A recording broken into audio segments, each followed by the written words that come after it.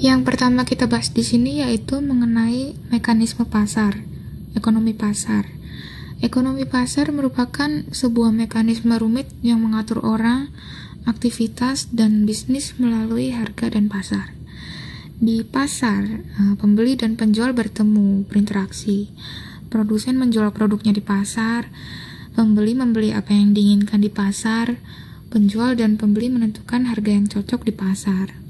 Dan semua itu bukan kekacauan, melainkan bagaimana pasar bekerja atau berjalan. Kegiatan-kegiatan dalam pasar tersebut membentuk suatu sistem mekanis. Pasar dapat memecahkan 3 masalah ekonomi. Pertama, apa yang akan diproduksi oleh produsen dapat ditentukan dengan permintaan-permintaan atau apa yang diinginkan pembeli di pasar. Lalu yang kedua, bagaimana cara memproduksi suatu barang atau jasa itu dapat ditentukan oleh persaingan dengan produsen lain di pasar. Produsen dapat mencari cara yang lebih efisien dari pesaing lain untuk tetap meminimalkan biaya produksi. Lalu yang ketiga, untuk siapa barang atau jasa diproduksi atau siapa konsumennya dan berapa banyak barang tersebut harus diproduksi. Di pasar ada bermacam-macam orang, dari sana kita bisa lihat siapa membutuhkan apa atau berapa banyak permintaannya. Nah, ini adalah gambaran berjalannya ekonomi pasar. Di sini ada 2 pasar yang berbeda. Yang atas adalah pasar produk, misalnya yang dijual itu baju, makanan, sepatu, dan lain-lain. Kemudian yang bawah adalah pasar faktor produksi. Faktor produksi misalnya tenaga kerja, tanah, atau barang modal. Nah, dari rumah tangga ini, konsumen membeli barang dan konsumen juga menyediakan atau menjual faktor produksi. Lalu perusahaan menjual barang dan perusahaan membeli faktor produksi. Jadi konsumen menggunakan pendapatannya untuk membeli barang, sementara perusahaan mendasarkan harga barangnya dari biaya yang dikeluarkan. Harga di pasar produk diatur untuk menyeimbangkan permintaan konsumen dengan penawaran perusahaan. Harga di pasar faktor produksi diatur untuk menyeimbangkan penawaran rumah tangga dengan permintaan perusahaan. Nah, ada teori yang namanya the invisible hand atau tangan yang tak terlihat atau tak kasat mata, dikemukakan oleh Adam Smith tahun 1776.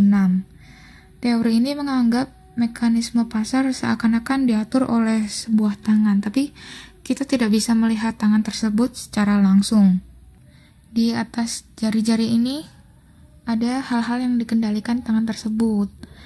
Kepentingan pribadi mendorong seseorang berperilaku yang menguntungkan bagi dirinya. Lalu produsen memaksimalkan keuntungan dengan memproduksi sebanyak mungkin. Lalu ada sifat manusia yang tidak pernah puas. Pemerintah juga tidak ikut terlibat. Lalu produsen berkompetisi untuk menjaga agar kualitas produknya tetap tinggi. Mereka juga berkompetisi untuk memilih harga terendah supaya banyak konsumen yang tertarik membeli dan pesaingnya melemah. Nah, itu semua menurut Adam Smith diatur oleh invisible hand. Jadi terjadi secara dinamis dan otomatis. Nah, teori itu kan muncul tahun 1776. Lalu seiring perkembangan pengalaman dan pemikiran, muncul penyangkalan terhadap teori ini. Kita tahu ada yang namanya kegagalan pasar. Jadi pasar itu tidak selalu mengarah pada hasil yang efisien. Misalnya muncul monopoli atau persaingan tidak sempurna lainnya. Selain itu ada campur tangan pemerintah sebagai oposisi teori invisible hand. Nah, inilah topik utama pembelajaran kita. Jadi pemerintah itu dianggap sebagai visible hand atau tangan yang terlihat. Nanti akan kita bahas peran pemerintah dalam ekonomi. Perdagangan, uang, dan modal. Sebelum itu, ada 3 hal yang membedakan ekonomi modern. Yang pertama, ekonomi yang maju dicirikan oleh jaringan perdagangan yang rumit antar individu, antar negara, dan bergantung pada spesialisasi yang tinggi dan pembagian kerja yang rumit. Yang kedua, perekonomian modern saat ini menggunakan uang atau alat pembayaran secara luas. Aliran uang merupakan sumber hidup. Uang menjadi tolak ukur untuk mengukur nilai ekonomis dari segala sesuatu dan untuk membiayai perdagangan. Yang ketiga, teknologi industri modern sangat bersandar pada modal dalam jumlah yang sangat besar. Barang-barang modal mempengaruhi daya kerja manusia menjadi lebih efisien sehingga produktivitas meningkat sangat besar. Trade, specialization, and division of labor atau perdagangan, spesialisasi, dan divisi ketenaga kerjaan. Perekonomian saat ini sangat bergantung pada spesialisasi individu dan perusahaan yang dihubungkan oleh jaringan perdagangan yang luas. Perekonomian modern telah menikmati pertumbuhan ekonomi yang pesat karena meningkatnya spesialisasi, sehingga memungkinkan pekerja menjadi sangat produktif dalam pekerjaan tertentu dan memperdagangkan keluaran mereka untuk komoditas yang mereka butuhkan. Spesialisasi terjadi ketika orang lain dan negara memusatkan upaya mereka pada serangkaian tugas tertentu, sehingga hal ini memungkinkan setiap orang dan negara untuk menggunakan sebaik mungkin keterampilan dan sumber daya spesifik yang tersedia. Sehingga dapat ditarik kesimpulan, spesialisasi dan perdagangan adalah kunci untuk standar hidup yang tinggi. Dengan mengkhususkan orang bisa menjadi sangat produktif dalam bidang keahlian yang sempit. Orang-orang kemudian dapat menukar barang khusus mereka dengan produk orang lain yang sangat meningkat jangkauan dan kualitas konsumsi dan berpotensi meningkatkan standar hidup setiap orang. Lalu ada 7 kebijakan pemerintah dalam perdagangan internasional. Yang pertama, kuota, yaitu batas jumlah barang yang dapat diimpor dan diekspor dengan tujuan tidak mengganggu stabilitas ekonomi dalam negeri. Yang kedua, tarif, yaitu penetapan harga jual barang impor agar tidak terlalu murah dan bisa menggeser produk domestik. Yang ketiga, subsidi, yaitu pemberian dana pada produsen dalam negeri sehingga biaya produksi bisa ditekan dan harga jual produk menjadi lebih murah. Yang keempat, larangan impor atau ekspor, yaitu berupa larangan untuk mengekspor atau mengimpor barang. Yang kelima, diskriminasi harga, yaitu harga yang berbeda setiap negara tujuan ekspor. Yang keenam, dumping, yaitu harga barang ekspor yang dijual dalam negeri lebih mahal, sehingga jika dijual dalam negeri kurang laku.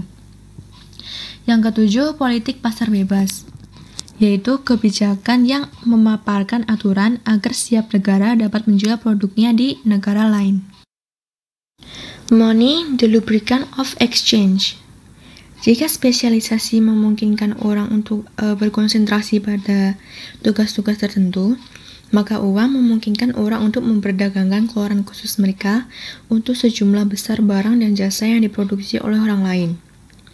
Uang adalah alat pembayaran dalam bentuk mata uang dan cek yang digunakan untuk membeli barang. Ketika setiap orang mempercayai dan menerima uang sebagai pembayaran untuk barang dan hutang, perdagangan pun difasilitasi. Pemerintah mengontrol jumlah uang yang beredar melalui bank sentral. Hal ini bisa tumbuh di luar kendali dan menyebabkan hiperinflasi, di mana harga-harga naik dengan sangat cepat. Ketika itu terjadi, orang berkonsentrasi untuk membelanjakan uang mereka dengan cepat sebelum kehilangan nilainya, daripada menginvestasikannya untuk masa depan. Selain itu, uang juga adalah alat tukar. Pengelolaan sistem keuangan yang tepat merupakan salah satu isu utama kebijakan makroekonomi kepemerintahan di semua negara. Maka dari itu, dalam menghadapi pelemahan nilai tukar rupiah, pemerintah telah mengeluarkan kebijakan yang terbagi ke dalam 4 paket utama. Yang pertama, dibuat untuk memperbaiki defisit transaksi berjalan dan nilai tukar rupiah terhadap dolar. Jadi dalam paket ini yang dilakukan itu adalah mendorong ekspor dan memberikan keringanan pajak kepada industri yang padat karya, padat modal, dan 30% hasil produksinya berorientasi ekspor. Yang kedua, menjaga pertumbuhan ekonomi. Pemerintah akan memastikan defisit APBN tetap sebesar 2,38% dan pembiayaan aman. Pemerintah juga memberikan insentif kepada industri padat karya, termasuk keringanan pajak. Yang ketiga, menjaga daya beli. Pemerintah berkoordinasi dengan BI untuk menjaga gejolak harga dan inflasi. Yang keempat, mempercepat investasi. Pemerintah akan mengefektifkan sistem layanan terpadu satu pintu perizinan investasi. Selanjutnya ialah modal. Modal adalah input yang diproduksi dan tahan lama yang dengan sendirinya merupakan output perekonomian. Tidak seperti tanah dan tenaga kerja, modal harus diproduksi sebelum dapat menggunakannya. Misalnya, beberapa perusahaan menggunakan traktor pertanian yang kemudian digunakan untuk membantu memproduksi jagung. Lalu, 5 modal pemerintah dalam program pemulihan ekonomi nasional. Pemerintah telah menyusun langkah-langkah strategis untuk merealisasikan program pemulihan ekonomi nasional atau PEN. Yang pertama, akan ada belanja dari anggaran pendapatan dan belanja negara atau APBN. Misalnya, akan dilakukan subsidi bunga untuk usaha mikro kecil dan menengah atau UMKM melalui lembaga keuangan. Yang kedua, penempatan dana untuk perbankan akibat melakukan restrukturisasi bagi UMKM. Yang ketiga, penjaminan untuk kredit modal kerja yang diperkuat agar ada dorongan terhadap aktivitas perekonomian. Yang keempat, penyertaan modal negara atau PMN, terutama untuk badan usaha milik negara atau BUMN yang permodalannya terdampak dan penugasan khusus. Yang kelima, investasi pemerintahan untuk menambah modal kerja di sektor usaha. Modal dan properti pribadi. Dalam ekonomi pasar, modal biasanya dimiliki secara pribadi dan pendapatan dari modal masuk ke individu. Setiap bidang pastinya memiliki hak milik. Tak terkecuali dengan negara juga mempunyai hak milik dan hak-hak lainnya. Sebagaimana pada badan hukum perdata, mereka juga boleh menjual, menyewakan, maupun memanfaatkan sendiri barang miliknya. Salah satu contohnya itu badan usaha milik negara atau BUMN. BUMN merupakan badan usaha yang seluruh modalnya dimiliki oleh negara, atau badan usaha yang tidak seluruh sahamnya dimiliki negara. Tujuan dari pendirian BUMN itu dapat bervariasi, yaitu untuk merintis pembangunan prasarana tertentu, untuk kepentingan keamanan dan kerahasiaan negara, untuk kepentingan kesejahteraan rakyat, bersifat komersial, dan lain-lain. C. The visible hand of government atau bisa disebut juga peran atau campur tangan pemerintah dalam perekonomian. Yang pertama, adanya barang publik. Barang publik merupakan barang, jasa, atau sistem yang harus disiapkan oleh pemerintah dalam rangka memberikan pelayanan kepada warga negaranya. Contohnya seperti infrastruktur, yaitu seperti jalan raya, jembatan, pelabuhan, dan lain-lain. Yang kedua, perbedaan antara biaya privat dan biaya sosial, serta antara manfaat privat dan manfaat sosial. Produsen swasta tidak membayar semua biaya yang timbul karena kegiatannya. Lalu keputusan produsen swasta yang didasarkan atas harga-harga tersebut tidak dapat mencapai tujuan masyarakat yang maksimal. Lalu tidak adanya perhitungan secara langsung dalam biaya dan hasil produksi, maka timbullah masalah biaya sosial dan manfaat sosial yang harus ditangani oleh pemerintah. Yang kedua, adanya resiko yang besar. Usaha yang mempunyai resiko yang sangat besar atau belum tentu memetik hasil yang maksimal tidak akan dijalankan oleh pihak swasta. Pemerintah yang cocok untuk mengusahakan jenis kegiatan yang memiliki resiko besar tersebut, tetapi berguna bagi masyarakat serta keseluruhan. Lalu yang keempat, adanya sifat monopoli. pihak swasta, yaitu adanya sifat monopoli oleh pihak swasta akan timbul kerugian yang besar di mana harga terlalu tinggi dan jumlah produksi selalu sedikit. Kemudian pemerintah sebaliknya mengusahakan secara monopoli untuk menghasilkan barang dan atau jasa bagi pemenuhan kebutuhan masyarakat. 5. Adanya inflasi dan deflasi. Mekanisme pasar yaitu swasta tidak dapat mengatasi tekanan inflasi maupun deflasi. Kemudian pemerintah tersebut dapat mencegah timbulnya inflasi maupun deflasi dengan mempergunakan kekuasaannya dengan mengeluarkan suatu kebijakan. Yang keenam, berkembangnya perusahaan dan pabrik. Berkembangnya perusahaan atau pabrik berproses yaitu melalui kemampuan pengusaha dalam pengawasan semakin melemah, kemudian adanya penurunan output dan kesempatan kerja, lalu perlunya campur tangan pemerintah bagi perkembangannya maupun pengarahannya. Lalu yang terakhir, distribusi pendapatan yang tidak merata. Perusahaan besar melalui persaingan bebas akan menghancurkan perusahaan kecil yang tidak mampu bersaing. Kemudian pemerintah melalui pajak dan subsidi, pemerintah akan mampu mempersempit jurang pembedaan penghasilan dalam masyarakat tersebut. Dan ada fungsi pemerintah. Fungsi pemerintah yang pertama yaitu memelihara pertahanan dan keamanan negara. Yang kedua, menyelenggarakan tugas-tugas peradilan, dan yang ketiga tersebut menyediakan barang-barang publik atau public goods yang tidak bisa disediakan oleh pihak swasta. Kemudian ada peranan pemerintah. Yang pertama ada peranan alokatif, yaitu peranan pemerintah dalam mengalokasikan sumber daya ekonomi yang ada agar pemanfaatannya bisa optimal dan mendukung efisiensi produksi. Peran kedua yaitu peran distributif, yaitu peranan pemerintah dalam mendistribusikan sumber daya, kesempatan, dan hasil-hasil ekonomi secara adil dan wajar. Yang ketiga ada peran stabilitatif, yaitu peranan pemerintah dalam memelihara stabilitas perekonomian dan memulihkannya jika berada dalam keadaan disequilibrium. Pemerintah juga menjaga agar permasalahan yang terjadi pada satu sektor perekonomian tidak merembet ke sektor lain. Menjaga agar kondisi perekonomian kondusif, yaitu dengan cara inflasi terkendali, sistem keamanan terjamin, kepastian hukum terjaga. Kemudian yang terakhir ada peran dinamisatif, yaitu peranan pemerintah dalam menggerakkan proses pembangunan ekonomi agar lebih cepat tumbuh, berkembang, dan maju. Contohnya seperti merintis kegiatan-kegiatan ekonomi tertentu yang mana pihak swasta tidak berani memasuki karena risiko yang terlalu besar. Contohnya yaitu seperti merintis jalur-jalur penerbangan baru dan lain-lain. Persaingan tidak sempurna. Suatu penyimpangan dari pasar yang efisien berasal dari persaingan tidak sempurna. Dalam persaingan sempurna, tidak ada perusahaan yang dapat mempengaruhi harga. Persaingan tidak sempurna terjadi ketika pembeli atau penjual dapat mempengaruhi harga barang.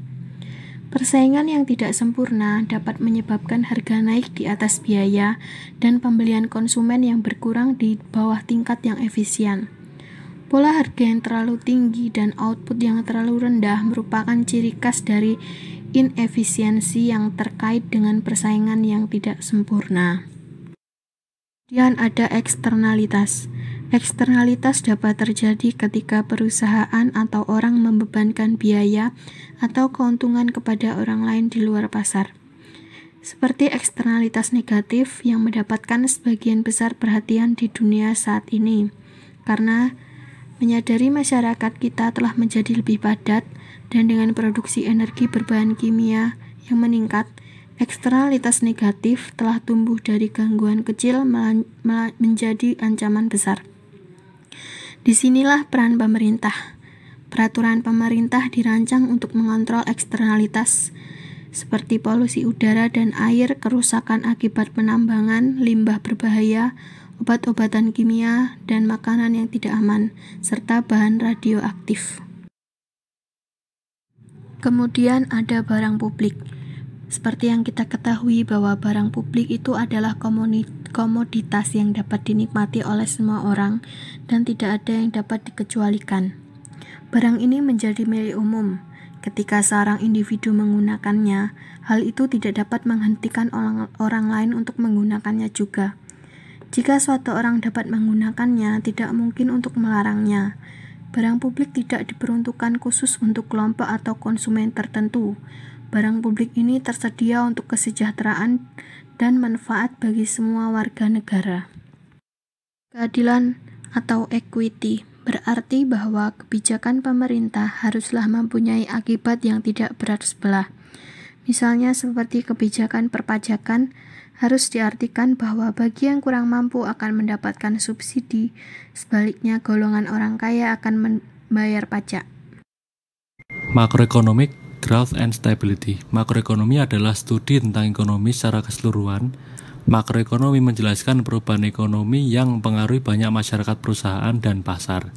Ekonomi makro dapat digunakan untuk menganalisis cara terbaik untuk mempengaruhi target-target kebijaksanaan seperti pertumbuhan ekonomi, stabilitas harga, tenaga kerja, dan pencapaian keseimbangan neraca yang berkesinambungan. The Rise of the Welfare State. Perhatian akan welfare issues termasuk kesehatan, pendidikan, dan pertanggungjawaban sosial telah mendapati penyelidikan tentang peran pemerintahan dan kesejahteraan masyarakat Indonesia.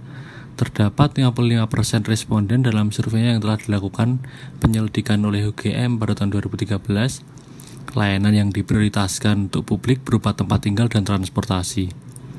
Regulasi ekonomi berubah dalam sekejap dengan mencapai 30% dalam surveinya dengan melibatkan 600 aktivis dari 30 kota di Indonesia. Aktivis dipilih sebagai peserta dan ditanyai secara langsung karena mereka dianggap sebagai representasi dari ceruk tertentu dalam komunitas dan terlibat dalam publik dan pemerintahan. Peneliti menemukan masyarakat peduli dengan masalah hak-hak sipil termasuk kebebasan beragama, hak minoritas, dan hak anak. Hasrul Hanif, peneliti dari FISIP UGM, mengatakan bahwa publik menginginkan kesejahteraan negara. Mereka menggantungkan harapan pada negara, tetapi negara bukan satu-satunya harapan, kata Hasrul dalam Jakarta Globe.